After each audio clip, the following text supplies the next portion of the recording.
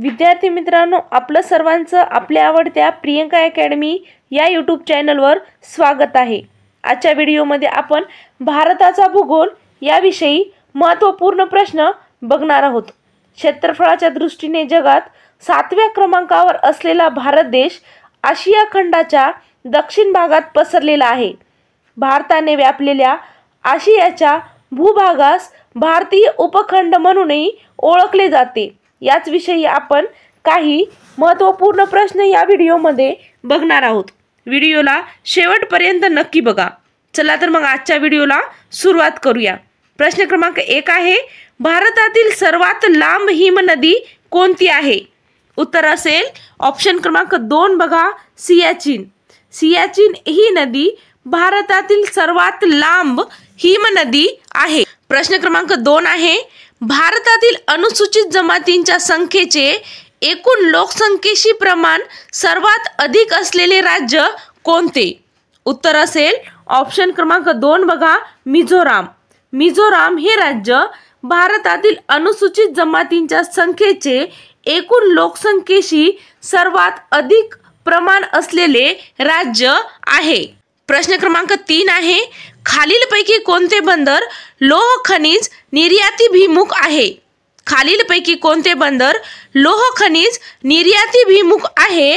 तर उत्तर असेल ऑप्शन क्रमांक 3 बघा, नवे मंगळूर।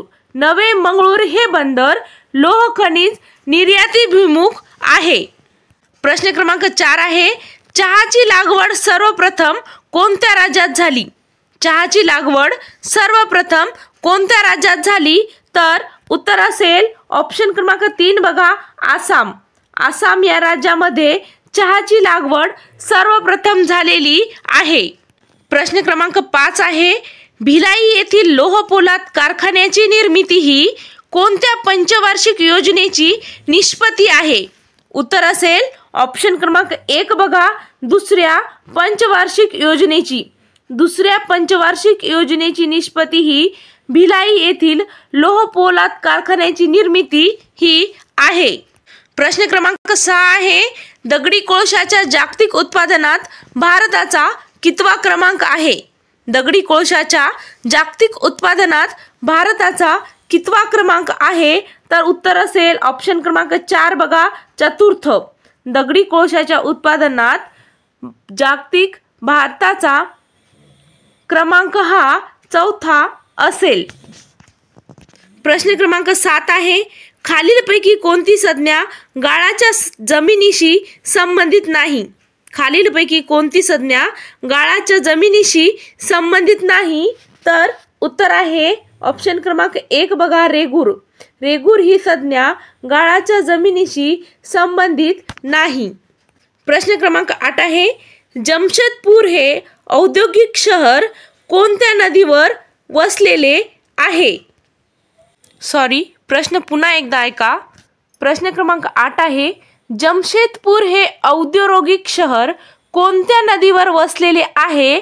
तर उत्तर असेल ऑप्शन क्रमांक 1 बघा, सोन नदी। जमशेदपूर हे औद्योगिक शहर हे सोन नदीवर वसलेले आहे। प्रश्न क्रमांक 9 आहे, भारतात चहा उत्पादनात कोणत्या राज्याचा प्रथम क्रमांक आहे? प्रश्न पुन्हा एकदा ऐका, भारतात चहा उत्पादनात कोणत्या राज्याचा प्रथम क्रमांक आहे? तर उत्तर असेल ऑप्शन क्रमांक 1 बघा, आसाम।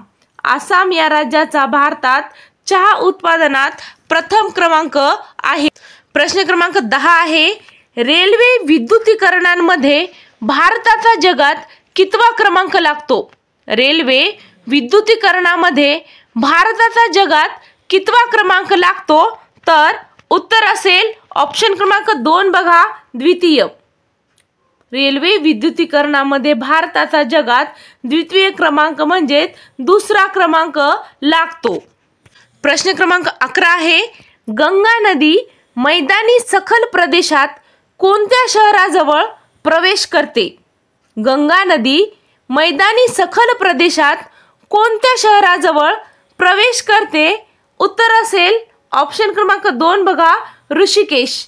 ऋषिकेश या शहराजवळ गंगा नदी मैदानी सखल प्रदेशात प्रवेश करत असते।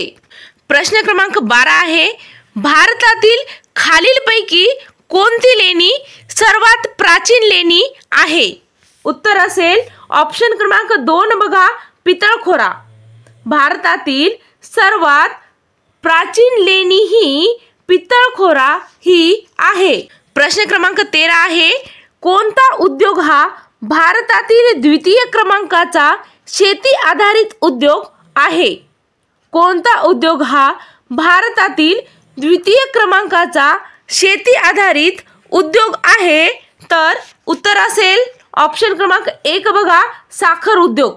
साखर उद्योग हा भारतातील द्वितीय क्रमांकाचा शेती आधारित उद्योग आहे।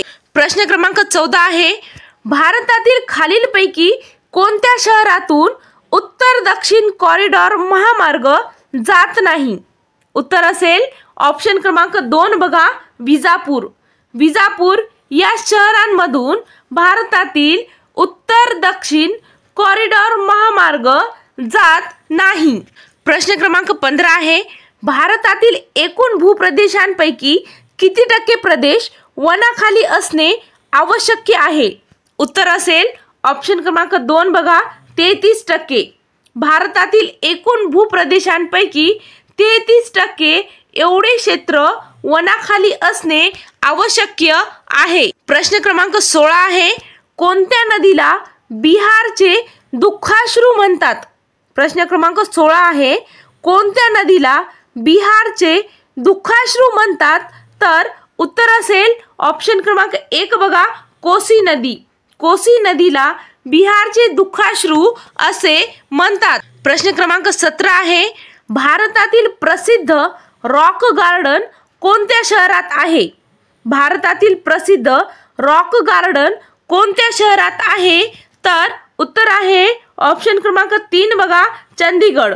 चंदीगड या शहरामध्ये भारतातील प्रसिद्ध रॉक गार्डन आहे। प्रश्न क्रमांक 18 आहे, राजस्थानमधील कोणते शहर वाळूच्या नैसर्गिक टेकड्यांसाठी व मरुभूमी उत्सवासाठी प्रसिद्ध आहे? उत्तर असेल ऑप्शन क्रमांक 1 बघा, जैसलमेर। राजस्थानमधील जैसलमेर हे शहर वाळूच्या नैसर्गिक टेकड्यांसाठी व मरुभूमी उत्सवासाठी प्रसिद्ध। प्रश्न क्रमांक 19 आहे, खालीलपैकी कोणता घटक भारताच्या वायव्य भागात हिवाळ्यात पाऊस पडण्यास कारणीभूत ठरतो? उत्तर असेल ऑप्शन क्रमांक 2 बघा, पश्चिमी चक्रवात।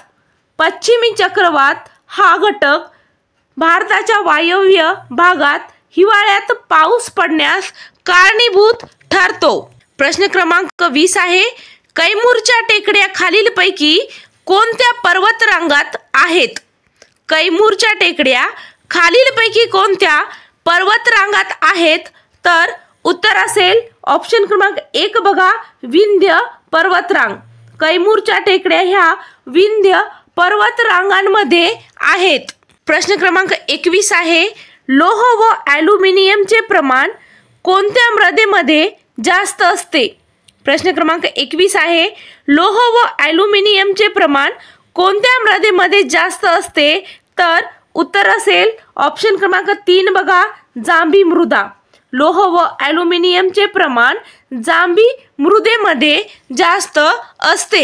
प्रश्न क्रमांक 22 आहे, श्योक, झास्कर आणि गिलगिट या नद्या कोणत्या नदीच्या प्रमुख उपनद्या आहेत? उत्तर असेल ऑप्शन क्रमांक 2 बघा, सिंधू नदी। श्योक, झास्कर आणि गिलगिट या नद्या सिंधू नदीच्या प्रमुख उपनद्या आहेत। प्रश्न क्रमांक 23 आहे, एप्रिल मे महिन्यात होणाऱ्या वादळांना पश्चिम बंगालमध्ये कोणत्या नावाने ओळखले जाते? एप्रिल मे महिन्यात होणाऱ्या वादळांना पश्चिम बंगालमध्ये कोणत्या नावाने ओळखले जाते? उत्तर असेल ऑप्शन क्रमांक 2 बघा, कालबैसाखी।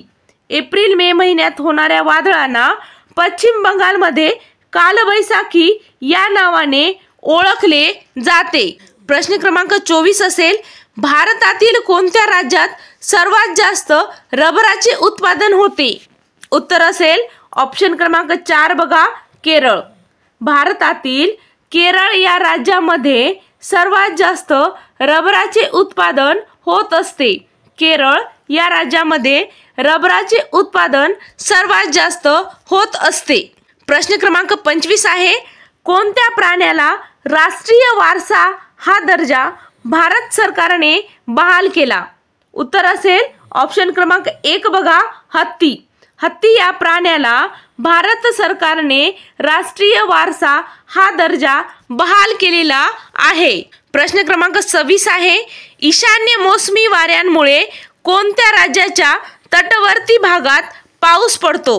उत्तर असेल ऑप्शन क्रमांक 2 बघा तामिळनाडू। ऑप्शन क्रमांक 2 बघा तामिळनाडू।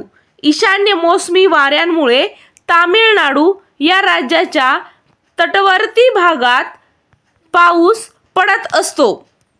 प्रश्न क्रमांक 27 आहे, Tata iron and steel company Jamshedpur कोणत्या नदीवर आहे? प्रश्न क्रमांक 27 बघा, Tata iron and steel company Jamshedpur कोणत्या नदीवर आहे? तर उत्तर असेल ऑप्शन क्रमांक 1 बघा सुवर्ण रेखा।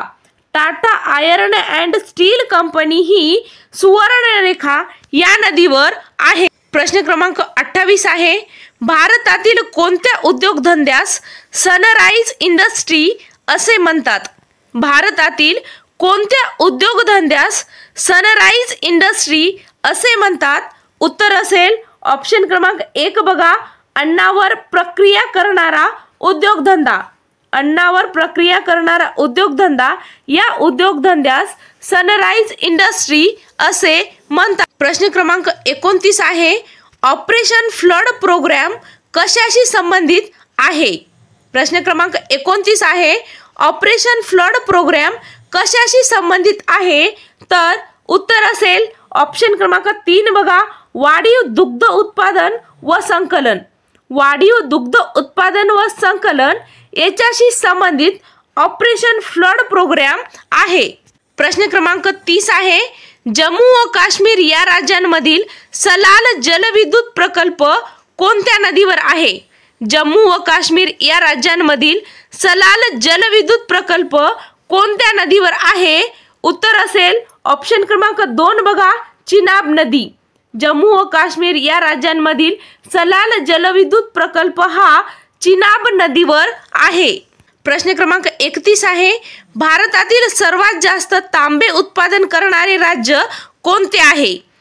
प्रश्न क्रमांक 31 आहे, भारतातील सर्वात जास्त तांबे उत्पादन करणारे राज्य कोणते आहे? उत्तर असेल ऑप्शन क्रमांक 2 बघा झारखंड। भारतातील सर्वात जास्त तांबे उत्पादन करणारे राज्य हे झारखंड असेल। प्रश्न क्रमांक 32 आहे, भारतातील प्राचीन घडीचा पर्वत कोणता आहे? प्रश्न क्रमांक 32 आहे, भारतातील प्राचीन घडीचा पर्वत कोणता आहे? तर उत्तर असेल ऑप्शन क्रमांक 1 बघा अरवली पर्वत। भारतातील प्राचीन घडीचा पर्वत हा अरवली पर्वत हा पर्वत आहे।